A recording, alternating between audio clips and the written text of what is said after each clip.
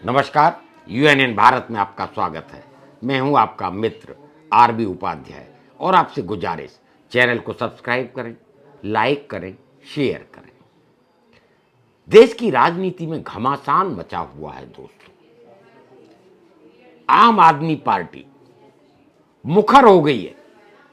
सत्येंद्र जैन और मनीष सिसोदिया की गिरफ्तारी के बाद और जमानत न मिलना, वहीं चार्जशीट में नाम न होना, बहुत सारे घटनाक्रम देश की राजनीति में घट रहे हैं। और कर्नाटक का चुनाव जैसे जैसे आगे बढ़ रहा है, इसके बाद अन्य राज्यों में चुनाव है। पहली बार प्रधानमंत्री की डिग्री पर प्रश्न खड़े किए जा रहे हैं। भ्रष्टाचार, जिस भ्रष्टाचार के सहारे बीजेपी भ्रष्टाचार को मुद्दा बनाती थी, अब विपक्ष भ्रष्टाचार को मुद्दा बना रहा है दोस्तों। अरविंद केजरीवाल हमलावर हैं, तल्ख तेवर अख्तियार किए हुए। उन्होंने तो यहां तक कहा कि अडानी की सेल कंपनियों में जो पैसा आया है, वो पैसा अडानी का, वो काला धन अडानी का नहीं है। अडानी तो सिर्फ एक मुनीम है, एक नाम है। पैसा माननीय प्रधानमंत्री का है। इस तरह के डायरेक्ट आरोप अभी तक लगे नहीं थे।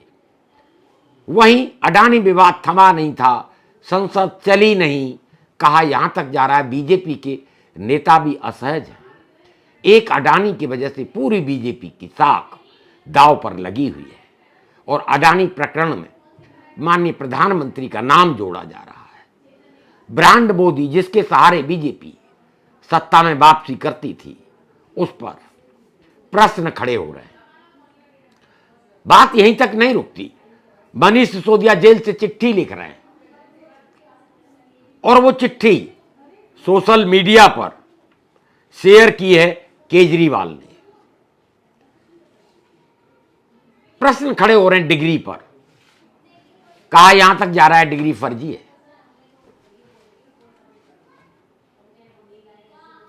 प्रश्न खड़े किए जा रहे हैं प्रधानमंत्री पढ़ा लिखा होना चाहिए।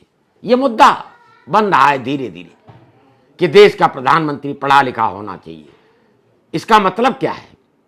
क्या देश का प्रधानमंत्री, माननीय प्रधानमंत्री बिना पढ़े लिखे हैं? सीधा न कह के घुमा फिरा के बात को कहा जा रहा है। वहीं यूनिवर्सिटी घबराई हुई है दोस्तों। पहली बार देखा जा रहा है यूनिवर्सिटी में घबराहट है। वो हाई कोर्ट गई और वहां से आदेश लिया, यानी यूनिवर्सिटी सार्वजनिक करना नहीं चाहती है डिग्री माननीय प्रधानमंत्री की। और यहीं से संशय क्रिएट होता है। और ये संशय जब क्रिएट होता है तो मैसेज जनता में जाता है, जनता में जाता है तो एक परसेप्शन बनता है। और इस परसेप्शन की लड़ाई में आम आदमी पार्टी बढ़त हासिल कर रही है। जिस तरीके से हिंडनबर्ग की रिपोर्ट, अडानी के साथ संबंध, जेपीसी की मांग, जो कि सत्ता पक्ष ने नहीं मानी, भले ही संसद में गतिरोध पैदा हुआ, उसे खत्म करने की कोशिश नहीं हुई, जेपीसी बनाई नहीं गई। किरकिरी हो रही है बीजेपी की। बीजेपी के नेता भी आहत हैं। कहां तक बचाव करें एक व्यक्ति का, एक उद्योगपति का? एक उद्योगपति के लिए क्या सरकार दांव पर लगाना आप उचित मानते हैं? हमें कमेंट्स करिए। अब डिग्री विवाद पर मनीष सिसोदिया ने जेल से चिट्ठी लिखी और जेल से चिट्ठी लिखी, पीएम की शिक्षा पर सवाल उठाए। पूर्व डिप्टी सीएम की चिट्ठी को केजरीवाल ने शेयर किया। पोस्टर लगाए जा रहे हैं, जगह जगह पोस्टर लग रहे हैं। लग रहा है 2024 का परिदृश्य बदल रहा है। और मैं ऐसा इसलिए कह रहा हूं कि कर्नाटक में जो सर्वे हुए हैं, वो सर्वे के जो रिजल्ट हैं, और विश्वसनीयता इसलिए है कि गोदी मीडिया के चैनल भी जो गुणगान करते हैं रात दिन चैनल, वो भी सर्वे में बढ़त दिखा रहे हैं कांग्रेस की। आम आदमी पार्टी कर्नाटक में उपस्थिति दर्ज कराना चाहती है, मजबूती के साथ लड़ेगी।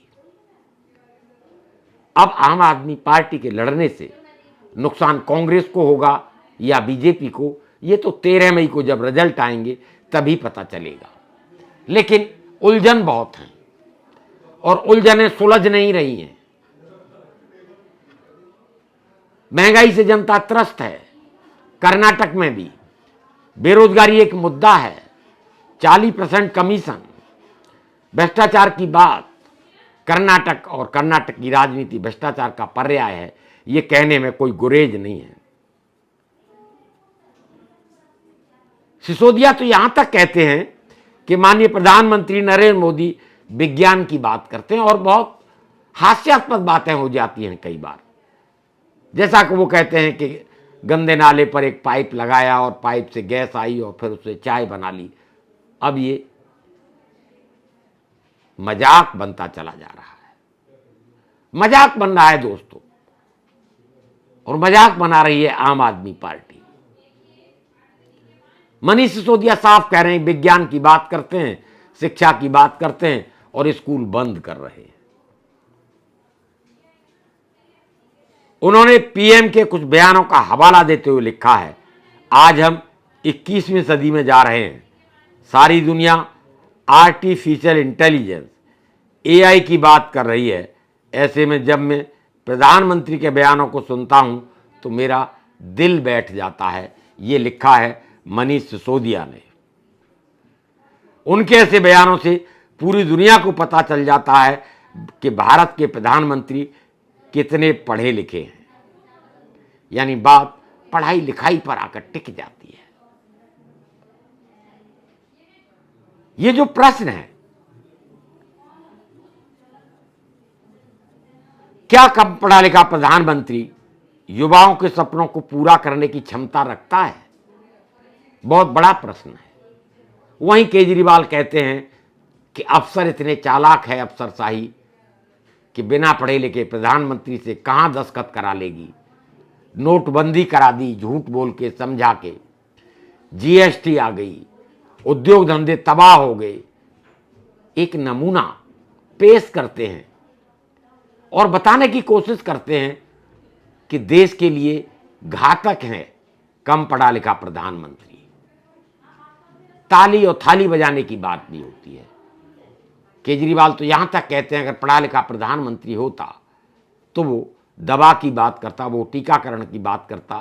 ताली और थाली बजाने से कोरोना खत्म नहीं हो सकता दोस्तों।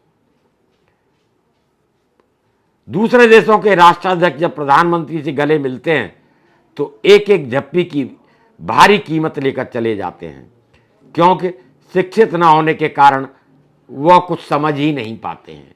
यानी समझ पर भी प्रश्न खड़े किए हैं मनीष सिसोदिया ने, जो जेल से चिट्ठी लिखी है। यहां तक कहा जो इसके शिक्षा मॉडल आम आदमी पार्टी जिसको लेकर देश के दूसरे राज्यों में जाती है, वो साफ कह रहे हैं मनीष सिसोदिया, लोग अपने बच्चों को प्राइवेट स्कूलों से निकालकर सरकारी स्कूलों में दाखिला करा देते अगर शिक्षा का स्तर सरकारी स्कूलों का सुधारा जाता। केजरीवाल यहां तक कहते हैं विडंबना देखिए, जिस व्यक्ति ने रात दिन एक करके शिक्षा का स्तर सुधारा दिल्ली का, बजाय उसे केंद्र में शिक्षा मंत्री बनाने के जेल भेज दिया गया। इस सब के बावजूद पिछले कुछ सालों में 60,000 सरकारी स्कूल बंद कर दिए गए। यह इस बात का जीता जागता प्रमाण है कि शिक्षा केंद्र सरकार की प्राथमिकता में नहीं है।